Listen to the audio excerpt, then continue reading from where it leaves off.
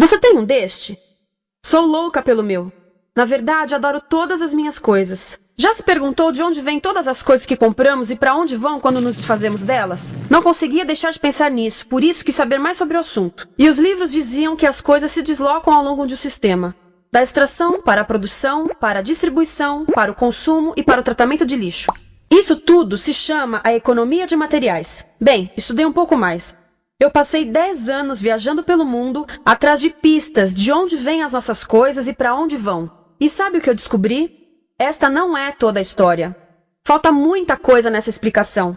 Em primeiro lugar, neste sistema parece que está tudo bem, sem problemas. Mas, na verdade, é um sistema em crise, porque trata-se de um sistema linear. E nós vivemos num planeta finito. E não se pode gerir um sistema linear num planeta finito, indefinidamente. Em todas as suas etapas, este sistema interage com o mundo real. A vida real não acontece numa página em branco.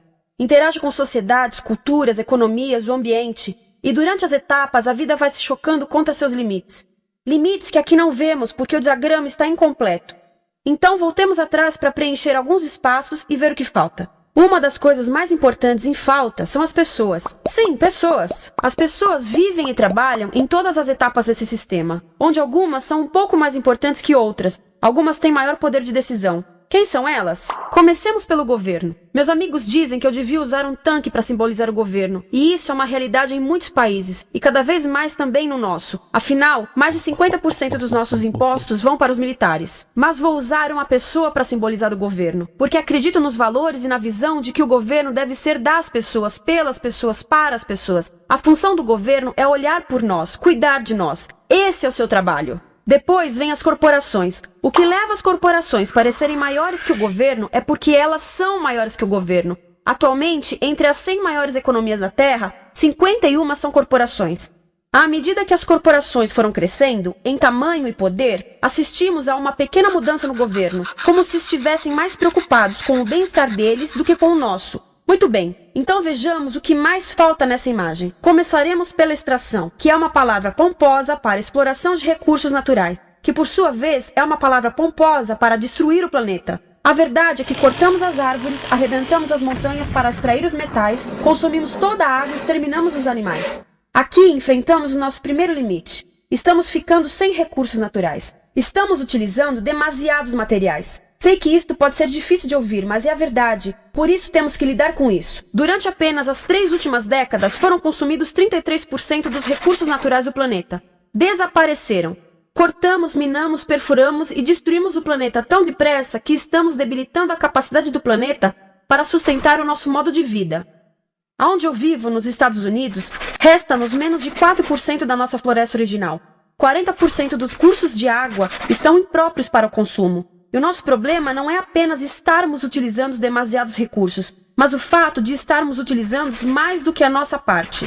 Temos 5% da população mundial, mas usamos 30% dos recursos mundiais. Se todos consumissem ao ritmo dos Estados Unidos, precisaríamos de 3 a 5 planetas. E sabem uma coisa? Só temos um. Então, a resposta do meu país a essa limitação é simplesmente ir tomar dos outros. Este é o terceiro mundo, que alguém dirá tratar-se apenas de uma expressão para designar o local para onde foram as nossas matérias-primas. E o que é que acontece?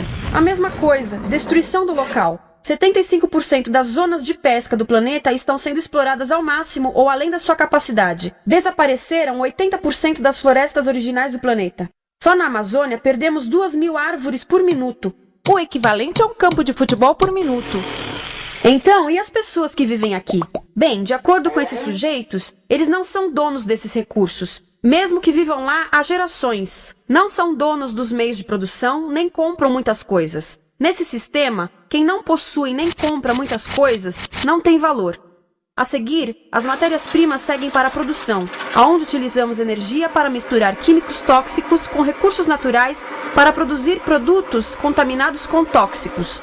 Há atualmente no comércio mais de 100.000 químicos sintéticos. Apenas um punhado foi testado para avaliar o seu impacto na saúde, e nenhum foi testado em relação aos impactos sinérgicos na saúde, ou seja, a interação com todos os outros químicos aos quais estamos expostos diariamente. Por isso, desconhecemos o impacto total deles na saúde e no ambiente. Mas sabemos uma coisa: os tóxicos entram e saem. Enquanto continuarmos a introduzi-los nos nossos sistemas de produção industrial, continuaremos a inserir esses tóxicos nos produtos que levamos para nossas casas, trabalho e escolas, e claro, para nossos corpos. Como os BFRs, ou retardantes de incêndio à base de brometo, que tornam as coisas mais resistentes ao fogo, mas são super tóxicos. São neurotóxicos, ou seja, tóxicos para o cérebro. O que é que estamos fazendo usando esses químicos? Apesar disso, os usamos em nossos computadores, eletrodomésticos, sofás, colchões e até alguns travesseiros. Sim, pegamos nossos travesseiros, os revestimos com neurotoxinas, levamos para casa e dormimos por 8 horas com eles. Não sei, mas acho que num país com tanto potencial, poderíamos ter uma maneira melhor de evitar que as cabeças peguem fogo à noite. Sabia que essas toxinas vão se acumulando ao longo da cadeia alimentar e se concentram nos nossos corpos? Sabe qual é o alimento do topo da cadeia alimentar com o nível mais elevado de químicos tóxicos? O leite materno. Isto significa que os menores membros das nossas sociedades, os nossos bebês, recebem as maiores doses de químicos tóxicos das suas vidas a partir do leite das suas mães. Não acha que é uma incrível violação? A amamentação deveria ser o mais importante ato humano de nutrição. Deveria ser algo sagrado e seguro. A amamentação continua a ser o melhor e as mães devem amamentar, mas nós deveríamos proteger esse ato. Eles deviam protegê-lo. Eu pensava que zelavam pelos nossos interesses. As pessoas que mais sofrem com esses produtos químicos são os trabalhadores das fábricas. Muitos são mulheres em idade reprodutiva, que trabalham com toxinas que afetam a gestação, carcinogênicos e muito mais. Agora eu pergunto, que tipo de mulher em idade reprodutiva trabalharia num emprego deste, exposta a estas toxinas, a não ser uma mulher sem outra alternativa? Essa é uma das maravilhas desse sistema. A erosão dos ecossistemas e economias locais aqui garante um fluxo constante de pessoas sem alternativas. No mundo, há 200 mil pessoas por dia se deslocando de ambientes que as sustentaram ao longo de gerações para cidades, onde muitas vivem em bairros de lata, à procura de emprego, por mais tóxico que seja. Não só os recursos são desperdiçados ao longo desse sistema, mas também pessoas, comunidades inteiras são desfeitas. Sim, as toxinas entram e saem. Muitas delas saem das fábricas em produtos, e muitas mais saem como subprodutos, ou poluição. E estamos falando de muita poluição. Nos Estados Unidos, as indústrias admitem liberar mais de 1.800.000 quilos de químicos tóxicos por ano. Deve ser muito mais, porque isso é o que eles admitem. Trata-se de outro limite, porque quem quer ver e respirar 1.800.000 quilos de químicos tóxicos por ano? Então o que eles fazem? Mudam as fábricas poluidoras para o estrangeiro, para poluir outros países. Mas, surpresa, grande parte dessa poluição volta para nós trazida pelo vento. E o que acontece depois de todos os recursos naturais serem transformados em produtos? Passam por aqui, para a distribuição, o que significa vender todo o lixo contaminado com toxinas o mais rápido possível. Aqui, o objetivo é manter os preços baixos, com as pessoas comprando os produtos em constante movimento. Como eles mantêm os preços baixos? Pagam salários baixos aos trabalhadores das lojas e restringem o acesso aos seguros de saúde sempre que podem. Tudo se resume em exteriorizar os custos. O verdadeiro custo da produção não se reflete no preço. Em outras palavras, não pagamos aquilo que compramos. Outro dia estive pensando nisto. Ia a caminho do trabalho e queria ouvir as notícias. Por isso entrei numa loja para comprar um rádio. Encontrei um pequeno rádio verde engraçado que custava $4,99. Na fila do caixa pensei, como $4,99 podem refletir o custo da produção e transporte desse rádio até ele chegar nas minhas mãos? O metal deve ter sido extraído na África do Sul. O petróleo provavelmente do Iraque.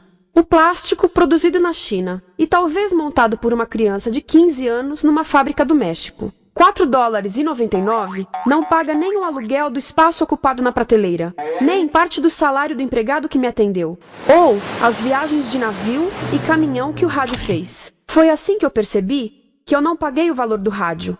Então, quem pagou? Estas pessoas pagaram com a perda do espaço dos seus recursos naturais. Estas pagaram com a perda do ar puro, com o aumento de doenças como asma e câncer. As crianças do Congo pagaram com o seu futuro, pois 30% delas abandonam a escola para trabalhar nas minas de coltan, um metal que usamos em aparelhos eletrônicos baratos e descartáveis. Estas pessoas pagaram por não ter direito ao seguro de saúde. Ao longo desse sistema, pessoas contribuíram para que eu comprasse o rádio por $4,99. Mas essas contribuições não são registradas por nenhum contabilista. É isto que eu quero dizer com exteriorizar o verdadeiro custo de produção. E isso nos leva à seta dourada do consumo. O coração do sistema, o motor que impulsiona. É tão importante proteger esta seta que se tornou prioridade daqueles dois sujeitos. É por isso que após o 11 de setembro, quando nosso país estava em choque, o presidente Bush poderia ter sugerido fazer luto, rezar, ter esperança, mas não, ele disse para fazermos compras. Compras! Nos tornamos uma nação de consumidores. Nossa principal identidade passou a ser de consumidores. Não mães, professores, agricultores, mas consumidores. Nosso valor é medido e demonstrado pelo quanto contribuímos para esta seta. Quanto consumimos. Não é isso que fazemos? Compramos, compramos, compramos. Manter os produtos circulando. E como circulam? Sabe qual a porcentagem dos produtos que circulam através desse sistema que ainda são usados 6 meses depois da venda na América do Norte? 50%? 20%? Não, 1%. 1. Em outras palavras, 99% das coisas que nós cultivamos, processamos, transformamos, 99% das coisas que percorrem o sistema são lixo em menos de 6 meses. Como é que podemos gerir um planeta com esse nível de rendimento? Mas não foi sempre assim. Hoje, o consumidor médio americano consome o dobro que há 50 anos. Pergunte à sua avó. No tempo dela, a boa gestão, a engenhosidade e a poupança eram valorizados. Então, como é que isso aconteceu? Bem, não aconteceu simplesmente. Foi planejado. Pouco depois da Segunda Guerra Mundial, estes sujeitos estudavam a forma de impulsionar a economia. O analista de vendas Victor Lebow articulou a solução que se tornaria a norma de todo o sistema. Ele disse: a nossa enorme economia produtiva exige que façamos do consumo a nossa forma de vida, que tornemos a compra e uso de bens em rituais, que procuremos a nossa satisfação espiritual, a satisfação do nosso ego no consumo. Precisamos que as coisas sejam consumidas, destruídas, substituídas e descartadas a um ritmo cada vez maior. O conselheiro econômico do presidente Eisenhower disse: o principal objetivo da economia americana é produzir mais bens de consumo. Mais bens de consumo? O nosso principal objetivo? Não é providenciar cuidados médicos, ou educação, ou transportes seguros, ou sustentabilidade, ou justiça? Bens de consumo? Como é que eles nos fizeram adotar esse sistema de forma tão entusiástica? Bem, 2 das suas estratégias mais bem-sucedidas são a obsolescência planejada e a obsolescência perceptiva. A obsolescência planejada é uma outra forma de dizer criado para ir para o lixo. Eles fazem as coisas de modo que sejam inúteis tão rápido quanto possível para jogarmos fora e voltarmos a comprar. Isso é óbvio em sacolas ou copos de plástico, mas verifica-se isso em coisas maiores como esfregões, DVDs, máquinas fotográficas, churrasqueiras, quase tudo. Até computadores. Já reparou que quando compra um computador, a tecnologia muda tão rápido que em poucos anos se torna quase um impedimento para a comunicação? Fiquei curiosa e abri um desses computadores para ver o que tinha dentro. E descobri que a peça que se muda a cada ano é apenas uma pecinha no canto. Mas não se pode mudar apenas essa peça, porque cada nova versão tem um formato diferente. Tem que jogar tudo fora e comprar um novo. Estive lendo sobre o design industrial da década de 50, quando a obsolescência planejada começou a aparecer. Esses designers eram muito claros sobre o assunto. Chegavam a debater quão rápido conseguiam que um aparelho avariasse, mas de modo que o consumidor mantivesse fé suficiente para ir comprar outro. Foi tão intencional, mas as coisas não avariam suficientemente rápido para manter essa seta funcionando. Por isso existe também a obsolescência perceptiva. A obsolescência perceptiva nos convence a jogar fora coisas que ainda são perfeitamente úteis. Como fazem isso? Mudam a aparência das coisas. Por isso, se comprou suas coisas há alguns anos, todos percebem que você não tem contribuído para essa seta. E como o nosso valor depende da nossa contribuição para essa seta, isso pode ser embaraçoso. Por exemplo, se eu tiver o mesmo monitor de computador gordo e branco na minha mesa por 5 anos e a minha colega tiver comprado um computador novo, ela vai ter um monitor plano brilhante que combina com o computador, com o celular e até com as canetas. Ela parece estar operando uma nave espacial e eu pareço que tenho uma máquina de lavar na mesa.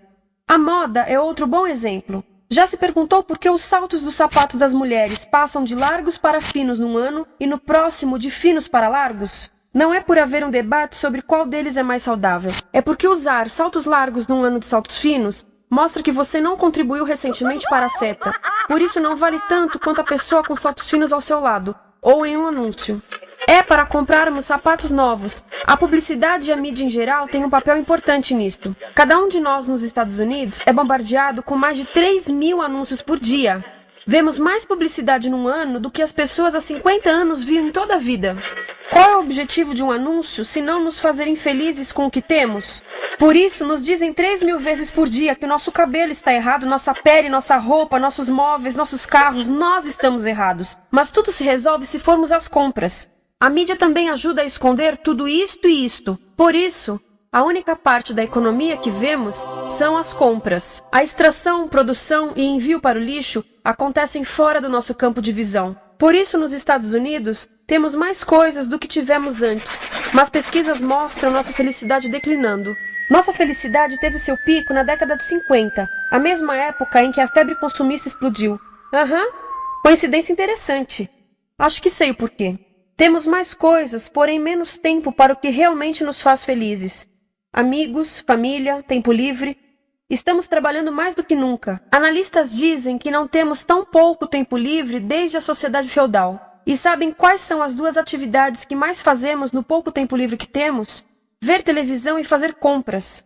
Nós, americanos, passamos 3 a 4 vezes mais tempo comprando do que os europeus. Assim, nessa situação ridícula, vamos trabalhar talvez em 2 empregos, e quando chegamos em casa exaustos e sentamos no sofá novo para ver televisão, os anúncios dizem que não prestamos, então vamos às compras para nos sentirmos melhor. Depois trabalhamos mais para pagar o que compramos e chegamos em casa mais cansados, vemos mais televisão que nos diz para fazermos compras outra vez. E estamos nesse ciclo de trabalhar, ver, comprar, e podíamos simplesmente parar. Então, no final, o que acontece a todas essas coisas que compramos? Nesse ritmo de consumo, não cabe tudo em casa, apesar do tamanho médio das casas ter duplicado nesse país desde os anos 70. Vai tudo pro lixo, e isso nos leva ao tratamento do lixo.